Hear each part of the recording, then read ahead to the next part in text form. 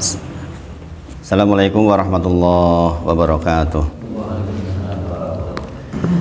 Alhamdulillahi haqqa hamdi nahmaduhu wa nasta'inuhu wa nastaghfiruh wa na'udzu billahi min syururi anfusina wa min sayyiati a'malina may yahdihillahu fala mudilla lahu wa may yudlilhu fala hadiyalah. Asyhadu alla ilaha illallah wa asyhadu anna Muhammadan abduhu wa rasuluh. Allahumma sholli ala sayyidina Muhammad wa ala ali sayyidina Muhammad. Ya ayyuhalladzina amanu taqullaha haqqa tuqatih wa la tamutunna illa wa antum muslimun. Kita bersyukur kepada Allah atas semua nikmat yang Allah titipkan kepada kita. Alhamdulillah kita diperjumpakan lagi. Mudah-mudahan ini menjadi wasilah agar kita semakin bertakwa kepada Allah Subhanahu wa taala. Allahumma qsim lana min khasyatik. Ya Allah, mohon kepadamu diberikan rasa takut di hati ini. Matahulu bihi bainana wa baina ma'asik. Yang dengan rasa takut itu sehingga terhalangi maksiat kita kepada Allah Subhanahu wa taala. Wa min ta'atik ma tubalihuna bihi jannatak. Ya Allah, mohon kepada Engkau berikan ketaatan kepada kami yang dengan ketaatan itu Engkau mudahkan aku masuk kepada surgamu. Wa minal yakin ma tuhawinu bihi alaina masa'ibad dunya. Ya Allah, mohon kepadamu diberikan keyakinan di hati ini, yakin kepadamu, yakin kepada nabimu, yakin kepada agamamu, sehingga dengan keyakinan itu Engkau mudahkan aku di dalam menghadapi musibah-musibah dunia. Allahumma mati'na bi asma'ina wa absorina wa quwatina ma ahyaitana. Ya Allah, berikan kepada kami dengan ketetapan kesehatan di penglihatan kami, pendengaran kami, kekuatan badan kami sepanjang kami masih hidup.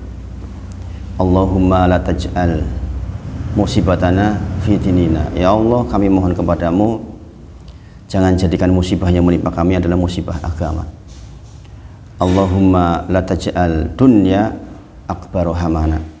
Ya Allah, jangan jadikan di hati ini menjadikan dunia sebagai tujuan besar kehidupan kami.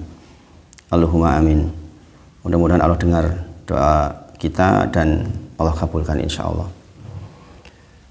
Kita melanjutkan sedikit, waalaikumsalam, tahsin di suratul Fatihah ayat yang ke-6,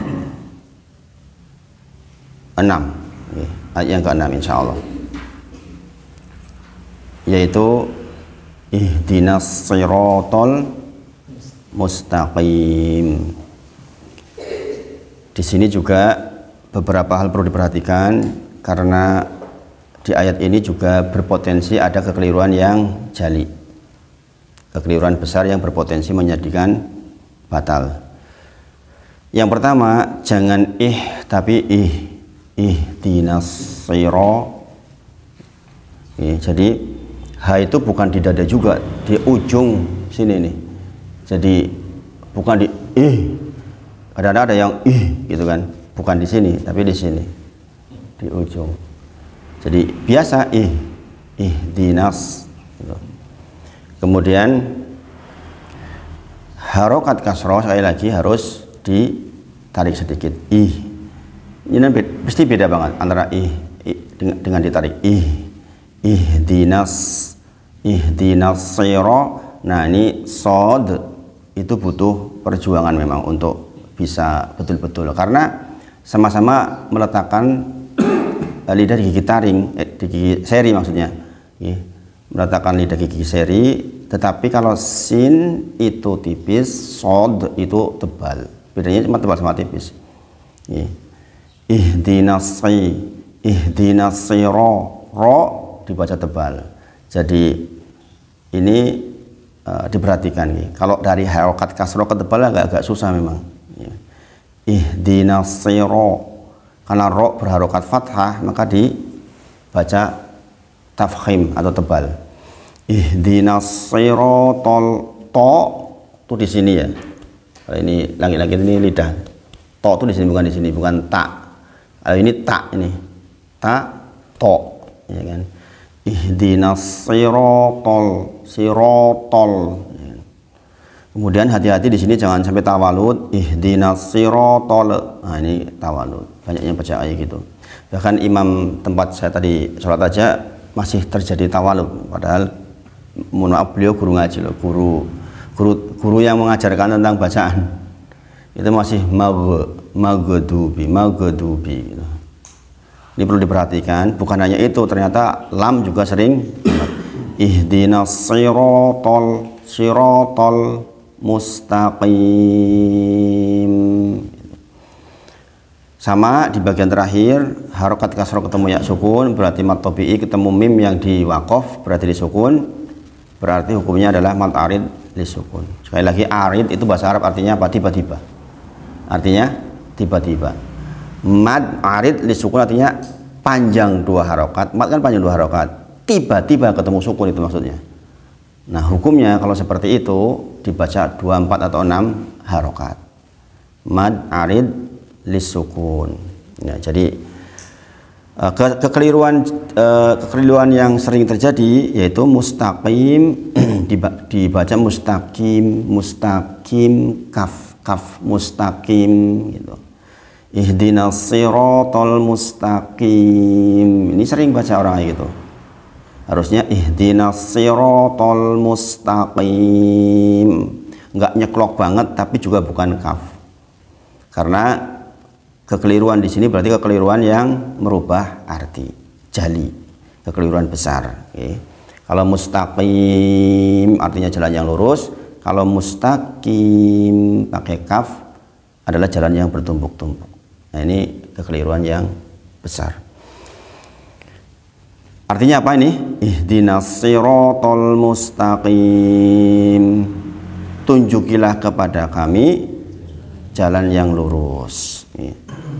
Nah ini ayat ini itu bukan berarti kita tuh belum ketemu jalan yang lurus. Maksudnya kita tuh memang ingin dibimbing oleh Allah menuju jalan yang lurus. Jalan lurusnya sudah ada, tapi kadang-kadang orang melenceng kemana-mana itu loh. Maka kita ingin ditunjuki oleh Allah jalan yang lurus, sehingga kalau kita meninggal di jalan yang lurus itu maksudnya.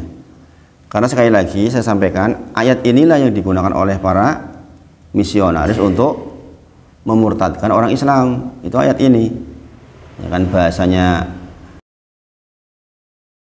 ya kan, yang murtadin dia mengatakan saya telah memurtadkan banyak sekali kaum muslimin dengan ayat ini, dengan mengatakan itu nabimu saja sampai meninggal, sampai wafat belum tahu jalan lurusnya yang mana.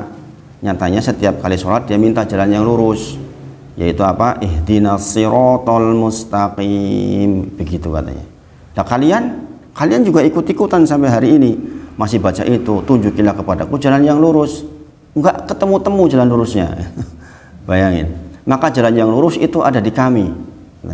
Barang siapa yang percaya kepada Yesus, dijamin surganya, ditanggung seluruh dosanya. Jadi ihdinas sirotol mustaqim itu menunjuk kepada Tuhan kami. Gitu itu.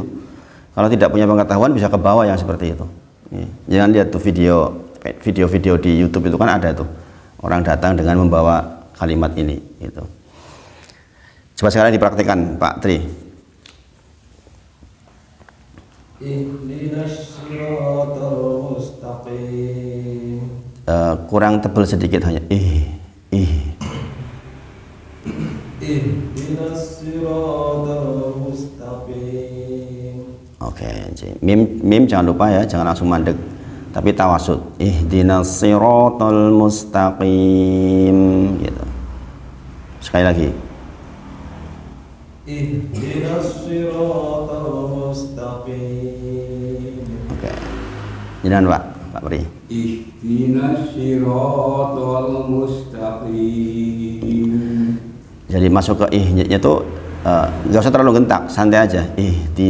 Ringan. Ihdinas siratal mustaqim gitu. Sekali lagi Pak Pri. Ihdinas siratal mustaqim. Rohnya satu ayun aja, jangan 1,5 ayun, jangan 3 harokat maksudnya. Ihdinas siratal mustaqim. Nah gitu. Mas Wawan. Ihdinas siratal mustaqim. Oke. Dengan Mas Jono. Ihdinas siratal mustaqim. Gak usah putus-putus Mas Jono. Ihdinas, jangan ihdinas sirat, jangan bukan. Ihdinas, langsung nyambung. Ihdinas siratal mustaqim. Oke. Jenengan Pak. Ihdinas siratal mustaqim. Ha, bukan di dada ya. Jangan tapi biasa di sini nih. Bukan Siratal mustaqim. jadi jangan terlalu berat juga, jangan sampai di sini, jangan lebih biasa ihdinas sira gitu. Mas Dendi coba. Ihdinas siratal mustaqim. Oke. Jenengan Bu. Ihdinas siratal mustaqim. Oke, nah itu diulang-ulang nanti sambil diperhatikan untuk qafnya benar-benar qaf nih, jangan kaf. Nah ini yang di ayat ke-6 nanti diperhatikan di rumah, jangan sampai ada yang keliru. Itu dulu saja nih untuk tahsinnya.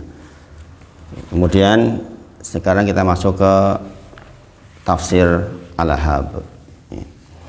Saya sedikit ulang membacakan betapa buruknya yang namanya Abu Lahab ini diabadikan di dalam beberapa hadis. Di antaranya adalah dari Thariq Al-Muharibi. Ia berkata, aku melihat Rasulullah SAW melewati pasar Dzil Al-Majaz.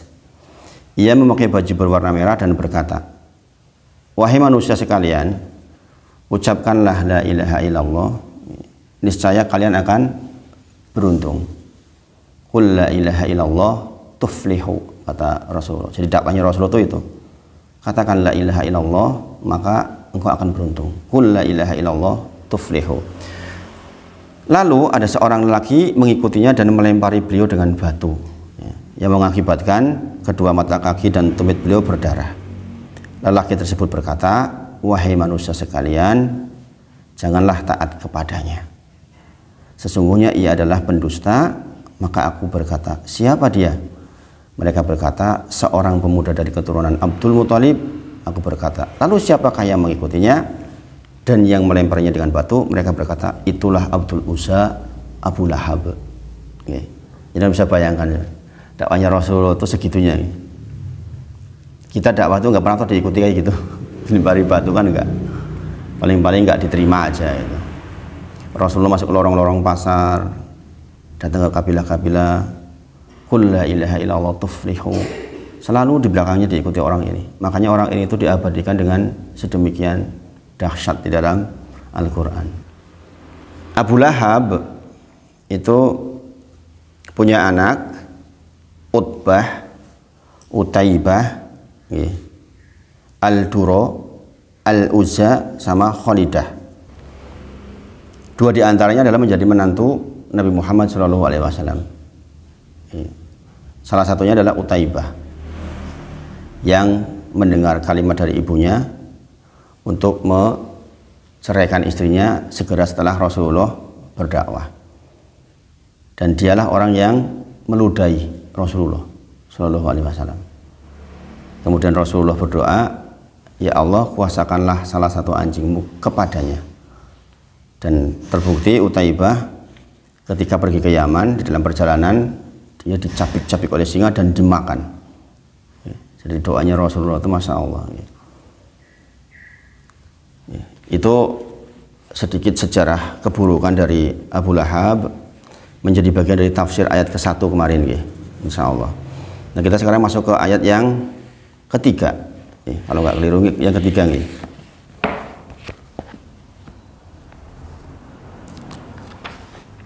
Iya, yang ketiga. Terakhir kemarin kita bahas ayat yang kedua, yaitu ma'aghna anhu maluhu wa ma kasab, ya kan? Tidak berguna harta dan usahanya, yaitu anak-anaknya. Sebaliknya berarti ini pesannya kepada kita, bagaimana agar usaha kita, harta kita bermanfaat buat kita. Di antaranya adalah bagaimana kita membentuk anak yang soleh.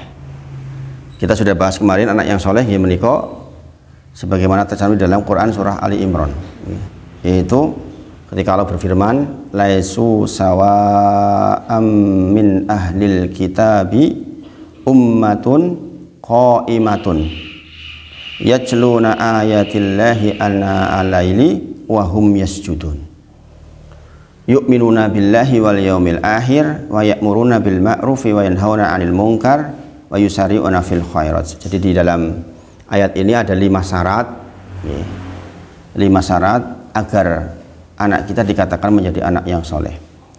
Kalau dikatakan anak kita menjadi anak yang soleh, ya kita sendiri kan anak bagi orang tua kita.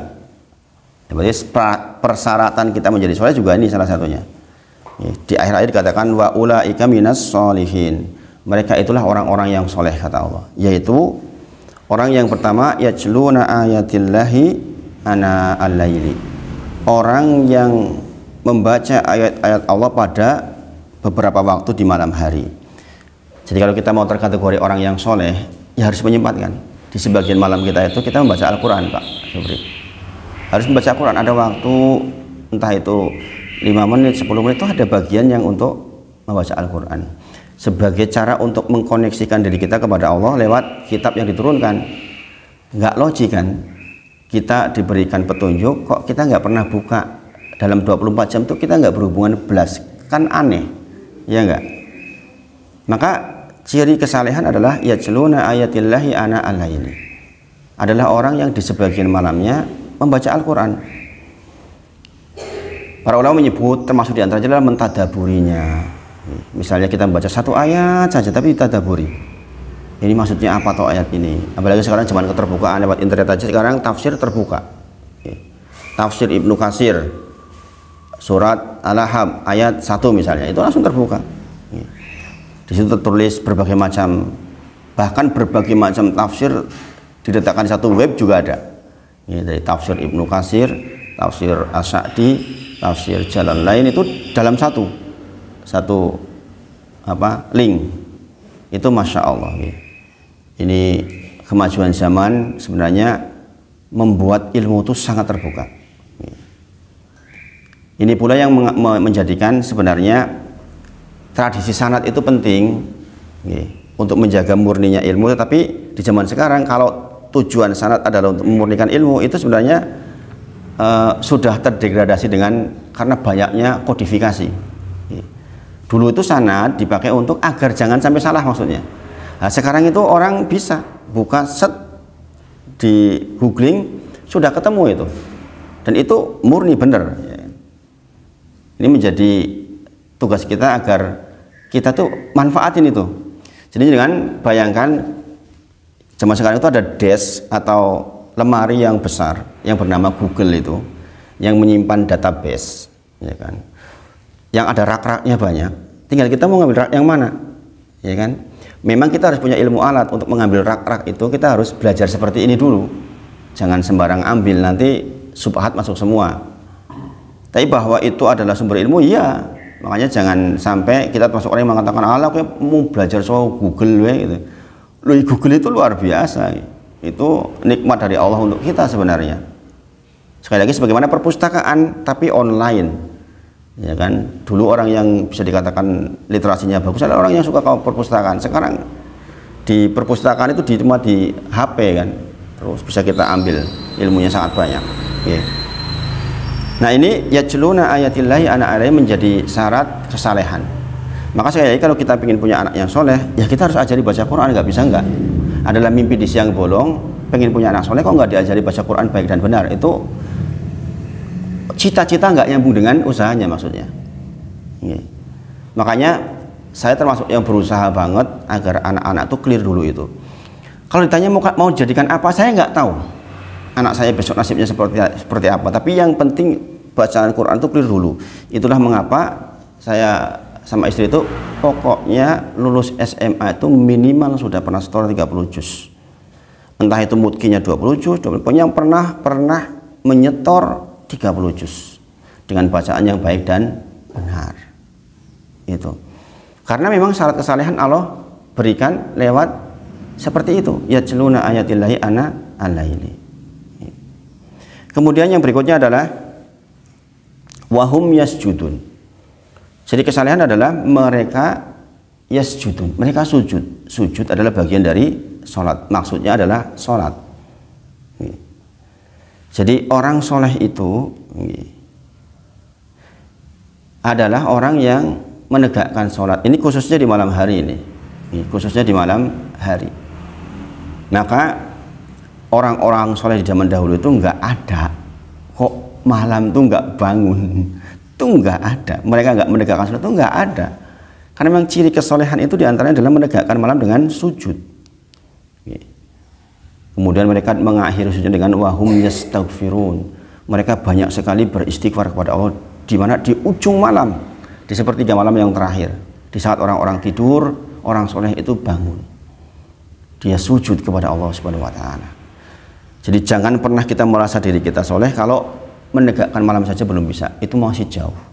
Masih jauh dari kesolehan. Walaupun hanya 3 rakaat, maka mereka itu adalah orang-orang yang lambungnya tuh jauh dari tempat tidur di malam hari. Orang-orang yang lambungnya jauh dari tempat tidur di malam hari. Dan ini butuh komitmen. Butuh komitmen. Untuk bisa bangun di malam hari, kita tuh tidurnya harus gasik. Dan ini fitnah zaman sekarang itu luar biasa, ujian zaman sekarang. Saya aja semalam sampai ke rumah udah jam 11:30 dari acara di Klaten. Itu berat untuk menegakkan pagi, itu berat sekali. Karena habis perjalanan jauh, kemudian malam harus bangun, itu kadang-kadang berat sekali. Maka butuh komitmen. Makanya Rasulullah contohkan, jikalau tidak ada keperluan seba'da isya, tidurlah. Rasulullah itu sare seba'da isya, kemudian bangun itu sekitar pertengahan malam atau kurang dari pertengahan malam. Kemudian beliau mendirikan sholat sampai menjelang subuh. Nah, ketika menjelang subuh beliau leyeh tidur-tiduran, tapi nggak tidur beneran menjelang sholat subuh. Kemudian nanti siang ada khailullah sedikit, yaitu menjelang zuhur kita tidur mungkin 1/4 jam. Maka itu cukup sebenarnya kalau kita tidur ba'da isya jam 12 bangun, kemudian sampai pagi bangun, kemudian ditambah tidur siang sedikit 15 menit, itu apa yang dicontohkan Rasulullah begitu. Jadi sekali lagi wahum yasjudun. Jadi kalau kita sebagai orang tua berharap punya anak soleh, kok membiarkan anak lari-lari di waktu adzan, itu jelas ciri-ciri menuju ketidaksalehan. Kalau siang hari duhur misalnya anak-anak bareng kita, wayai duhur adzan kok ditekne wae muter-muter dolanan, itu nggak nyambung dengan ini nih. Nggak nyambung. Jadi memang sholat itu persoalan yang sangat prinsip. Bahkan inilah ibadah pertama yang dihisab oleh Allah. Jika baik sholatnya maka baik setelahnya, jika buruk sholatnya maka buruk setelahnya. Maka adalah mimpi di siang bolong kalau kita berharap punya anak yang soleh sementara waktunya sholat dibiarkan lari-lari, apalagi waktu maghrib, ya kan? Nah, ini Allah sendiri yang berfirman di dalam Quran surah Ali Imran. Kemudian di ayat berikutnya katakan yu'minuna billahi wal yaumil akhir. Nah, ini tentu saja sangat berhubungan. Orang soleh itu adalah orang yang yakin betul ada hari kebangkitan. Nah, ini yang akan ngerem tindakan-tindakan yang buruk, ya kan? Kita tadi berdoa, Allahumma qsimla min khasyatik matahulu bi bainana wa baina ma'asik. Ya Allah, saya mohon kepada Engkau diberikan, kami mohon kepada Engkau diberikan rasa takut. Yang dengan rasa takut itu saya terhindar dari bermaksiat kepadamu. Orang-orang yang tahu akan ada hari akhir itu takut bermaksiat kepada Allah Subhanahu wa taala. Maka dikatakan yu'minuna billahi wal yaumil akhir. Dia adalah orang-orang yang percaya akan ada hari kebangkitan dan dia percaya betul kepada Allah Subhanahu wa taala. Percaya betul kepada Allah berarti kita tahu nih ada kalimat Rob, Allah yang Maha menciptakan, memberi rezeki, sehingga ketakutannya, harapannya hanya kepada Rob kita saja. Nah, ini penting banget ini. Kemudian wa ya'muruna bil ma'rufi wa yanhauna 'anil munkar, sebagaimana saya sampaikan. Orang soleh itu nggak cukup soleh untuk sendiri ternyata. Kesolehan itu diikuti dengan wa ya'muruna bil ma'rufi wa yanhauna 'anil munkar. Dia adalah orang-orang yang mengajak kepada kebaikan, mencegah dari yang mungkar.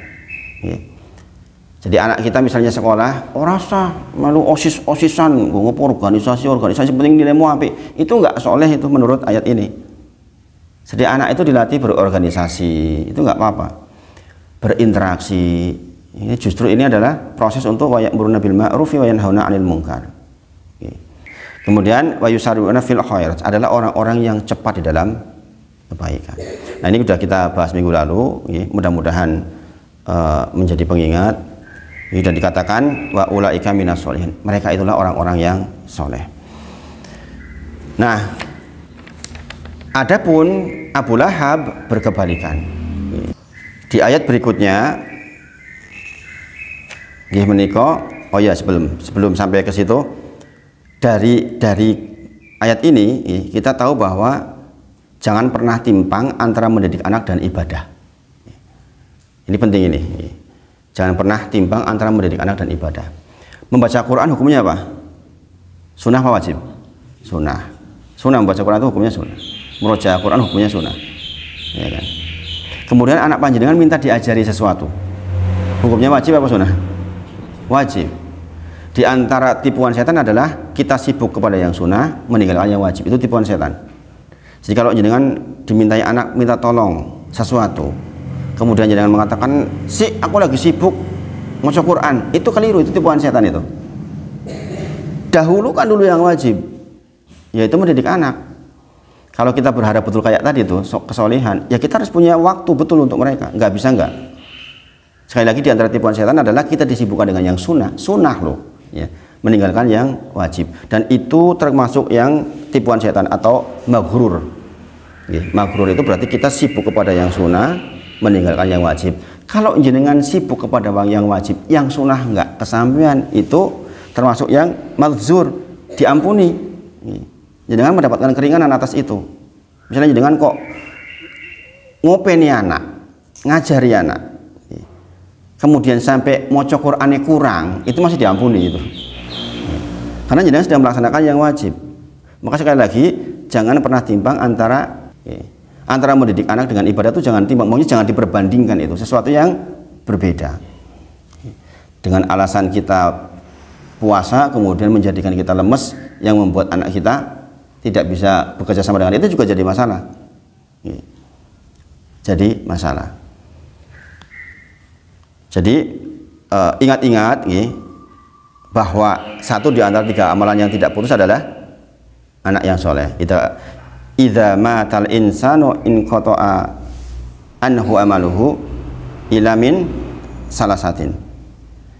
Semua terputus ketika kita meninggal, yaitu ila min shadaqatin jariyah aw ilmin yuntafa'u bihi aw waladin sholihin yad'u lahu. Yaitu dari amal jariyah, kemudian ilmu yang bermanfaat, kemudian anak yang soleh. Nah, contoh buruknya adalah Abu Lahab ketika dia mengatakan nanti saya akan tebus diri saya di sana dengan harta dan anak-anak saya, nggak manfaat itu.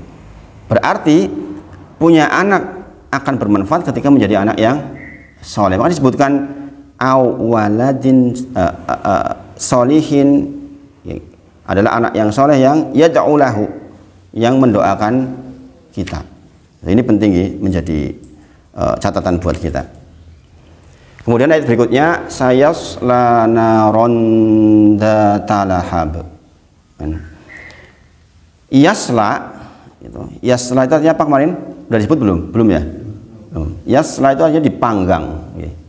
Sayasla naron dzata lahab berarti Abu Lahab itu akan dipanggang. Kelak dia akan masuk api yang bergejolak, Dzata itu mempunyai sebenarnya artinya, dzata. Lahab itu bergejolak. Berarti dia akan dimasukkan kepada api yang bergejolak, dipanggang di api yang bergejolak. Ini ayat ini menjelaskan secara lebih gamblang di ayat kedua. Ayat kedua menjelaskan tentang harta dan anaknya nggak kepake. Kemudian diteruskan di ayat ini, dia akan dipanggang, memastikan di atas api dari api neraka. Dipanggangnya dalam kondisi sudah mati masih hidup, dalam kondisi hidup-hidup. Subhanallah.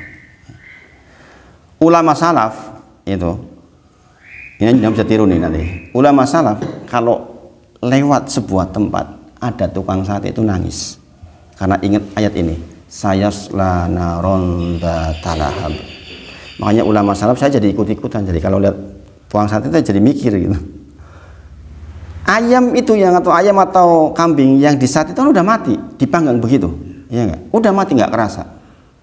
Ini orang yang punya sifat seperti Abu Lahab ini memprovokasi agar orang yang baik menjadi terfitnah, bahkan membiayai lewat media untuk memfitnah. Itu begini nih nasibnya nih. Yaitu akan dipanggang hidup-hidup. Bayangkan, kayak sate itu loh. Subhanallah. Maka ulama salaf itu sampai nangis kalau lewat tukang sate. Karena ingat ayat ini. Orang-orang yang berbuat buruk di dalam dakwah, orang-orang yang seperti Abu Lahab inilah, itu nanti akan begitu nasibnya, subhanallah. Mengerikan. Makanya mereka sampai menangis. Bukan menangis karena nggak bisa beli sate, nggak punya duit, bukan. Menangis karena takut. Karena takut. Nah ini yang dikatakan Allahumma qsim lana min khosyatik. Ya Allah berikan kepada kami rasa takut. Makanya para ulama diberi rasa takut. Kalau minta rasa takut aja enggak, terus gimana? Ya kan? Nabi bersabda, ya, ini mengerikan. Ya. Saya kadang-kadang kalau baca hadis kayak gini suka takut juga. Ya. Inna sesungguhnya, ya, ahlan nari penduduk neraka itu, ya, la yabquna finnari hatta la ujriyati sufunu fi dumuihim lajarot. Itu maksudnya begini. Jadi penduduk neraka itu ketika dipanggang itu dia itu akan merasakan sakit yang teramat sangat dan dia menangis. Menangis penduduk neraka. Ini mati sisan ngono ora apa-apa. Urip. Sehingga kemudian karena dia menangis sampai habis air matanya, kemudian keluarlah air mata darah. Seandainya darah itu dikumpulkan, bukan dikumpulkan, seandainya kapal lewat di tetesan air mata darah itu, kapal bisa berlayar. Piye wi? Koyo lautan toh.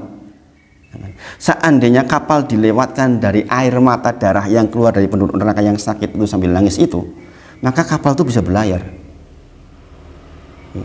Air mata darah sebagai pengganti air mata yang sudah habis itu. Subhanallah.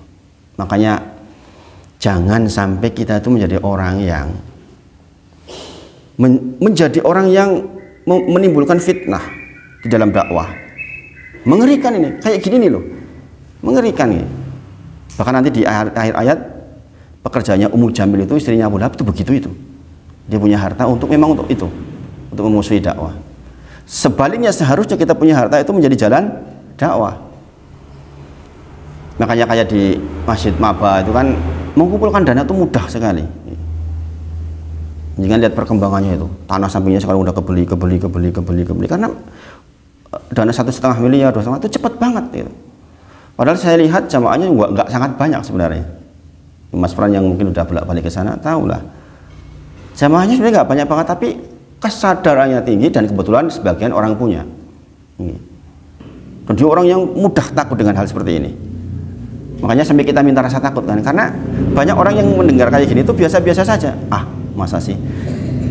Bagi kita yang dilembutkan hatinya, insya Allah setelah mendengar ini lihat bakul sate mikir, begitu itu nasibnya orang yang kayak Abu Lahab itu. Mengerikan sekali kan. Maka dikatakan sekali lagi, inna ahlun nar, sesungguhnya penduduk neraka itu, ya, dia menangis, ya, di dalam neraka sampai seandainya ujriyati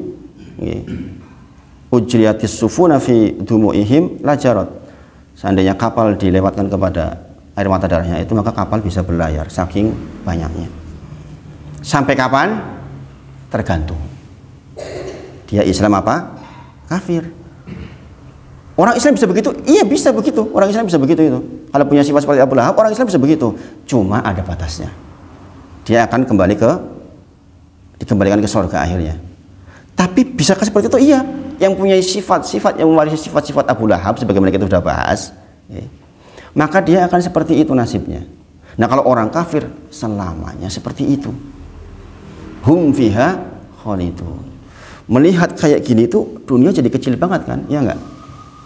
Pastikan kita mencari harta itu tujuannya itu betul-betul untuk keselamatan akhirat kita. anak-anak kita. Dunia sebentar, dunia sebentar banget. Maka sekali lagi harus ditimbang-timbang sampai ke sana. Ingat-ingat, orang Islam yang hanya Islam KTP, yang tidak melaksanakan sholat, yang tidak mau puasa, tidak mau zakat, ya begitu itu nasibnya. Atau orang Islam yang meletakkan kemaluannya di tempat yang salah, nanti akan dibalik pikirannya. Mohon maaf, seperti kasusnya sekarang itu PG nih, ya kan? Panji Gumilang itu kurang pinter apa? Ya. Tetapi kenyataannya apa? Dibalik loh pikirannya, subhanallah.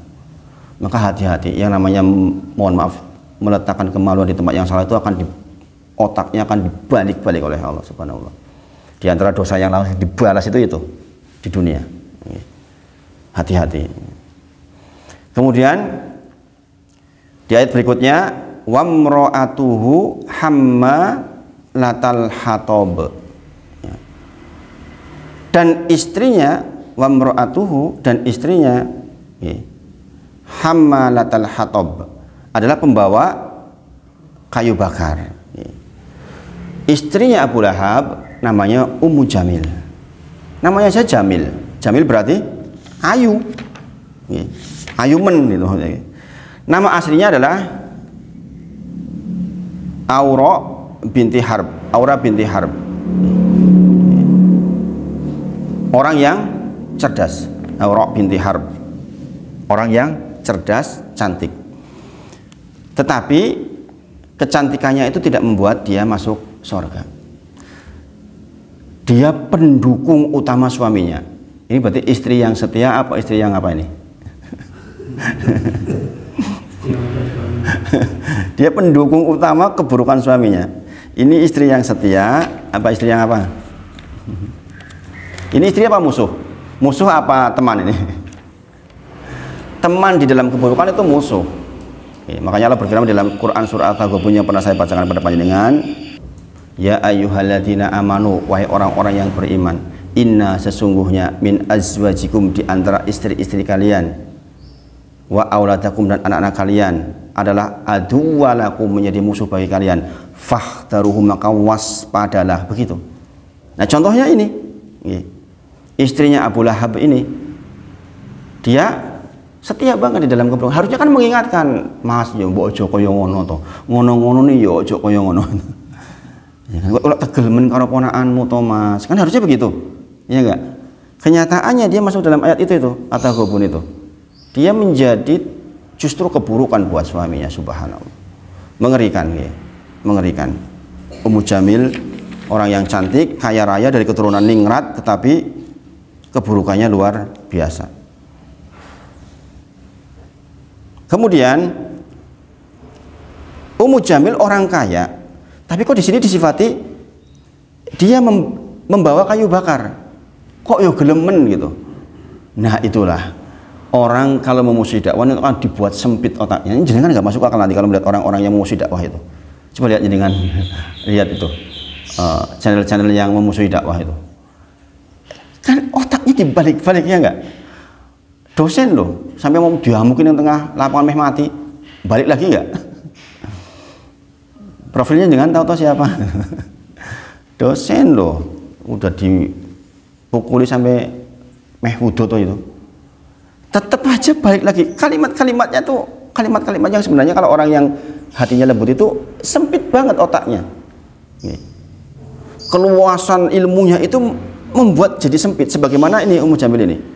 Sugih, yo pinter, yo ayu, keturunan ningrat, lah kok iso utek iki sempit banget, gelem-geleme dia pergi ke tempat lain ngambil kayu bakar yang ada duri-durinya itu, yang kemudian dia membawa tali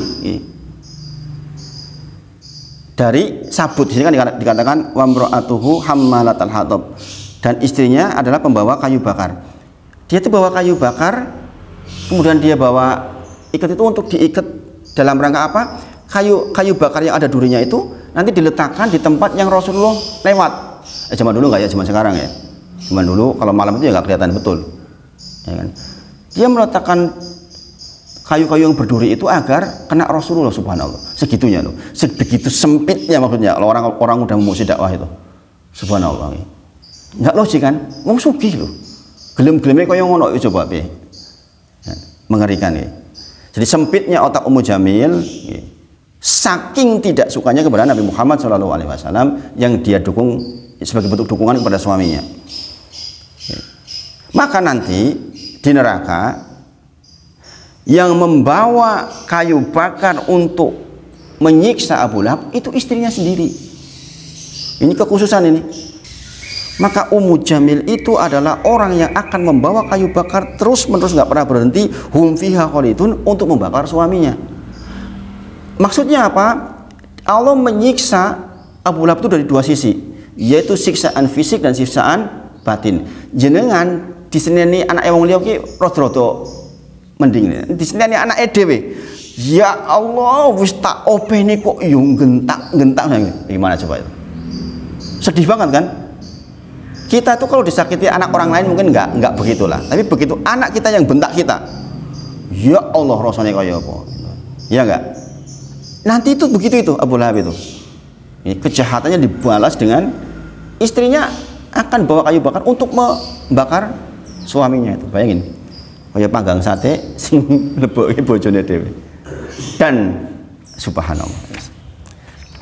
Di ayat berikutnya itu ayat ke-5 itu dikatakan apa ya terakhir? Fi jidha hablum mim masad.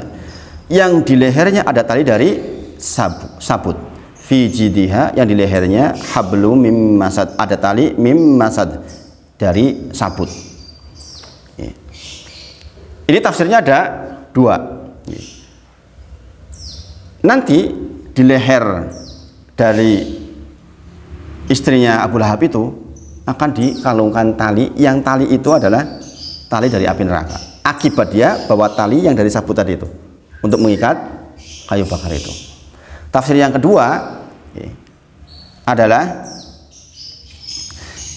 yang namanya Ummu Jamil itu karena orang kaya dikenal punya kalung yang sangat indah, sosialita. Kalungnya kalung termahal, terbuat dari mutiara, intan, emas, dijadikan satu.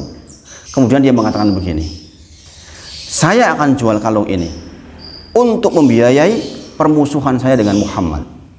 Bayangin, kalau zaman sekarang nanti ada orang bikin channel, kalau zaman sekarang ya implementasinya kan pakai biaya itu, dia bayar hosting, bayar domain, atau kalau di YouTube premium dia harus bayar, ya kan? Ini bayar ke YouTube. Nah, ada orang yang rela membiayai untuk memprovokasi orang, untuk memfitnah orang. Kan ada begitu zaman sekarang, ya enggak? Orang dai baik, jelas lurus, tapi difitnah dengan keji, dibiayai fitnahnya, istilahnya itu buzzer, ya enggak? Ini seperti ini nih, seperti kelakuannya Ummu Jamil ini. Dia punya kalung yang sangat indah mahal, dia rela jual demi untuk membiayai permusuhan dengan Nabi Muhammad SAW. Sedemikian orang kalau sudah benci. Bayangin, ada orang yang hartanya sangat berguna fisabilillah, tapi di sisi lain ada orang yang hartanya justru digunakan seperti ini. Dan di zaman sekarang itu mudah sekali kita mempraktekkan itu, ya kan? Saya termasuk yang bisa bikin web. Saya dulu bikin web sendiri. Saya bisa tulis apa saja di situ kan, kebaikan atau keburukan. Dan jenengan lihat fitnah yang timbul di internet itu perbuatan siapa? Perbuatan orang itu, perbuatan orang. Bahkan mereka rela menyewa mesin yang otomatis untuk membuat akun-akun yang semisal. Kalau jenengan lihat misalnya sekarang kasusnya PG misalnya sekarang ini, ya kan? Di bawahnya kok komentarnya banyak yang mendukung itu mesin itu bukan orang itu. Saya hal-hal itu paham banget nih. Itu mesin seolah-olah pendukungnya kayak banget jebule yo. Sehingga subhatnya lebih masuk. Bener ya. Kalimat-kalimatnya sebenarnya kalau jangan lihat itu kan sebenarnya sama itu. Di dalam beberapa akun itu sama aja. Itu namanya buzzer, subhanallah. Nah, yang seperti itu nanti siksaannya sangat berat. Jadi pekerjaan memfitnah, memprovokasi, mendegradasi dakwah itu udah dari dulu. Udah dari dulu, jadi jangan heran. Kadang-kadang kan kita gemes atau melihat orang, oh segitunya ya, subhanallah. Pokoknya apa yang diperbuat orang yang difitnah itu salah kabeh.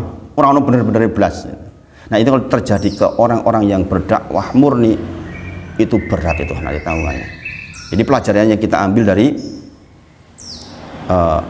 surat Al-Ahzab, banyak sekali yang kita ambil dari surat Al-Ahzab ini. Mudah-mudahan kita bisa memanfaatkan ilmunya ya, dan kita bisa mempraktekkan di dalam kehidupan kita sehari-hari.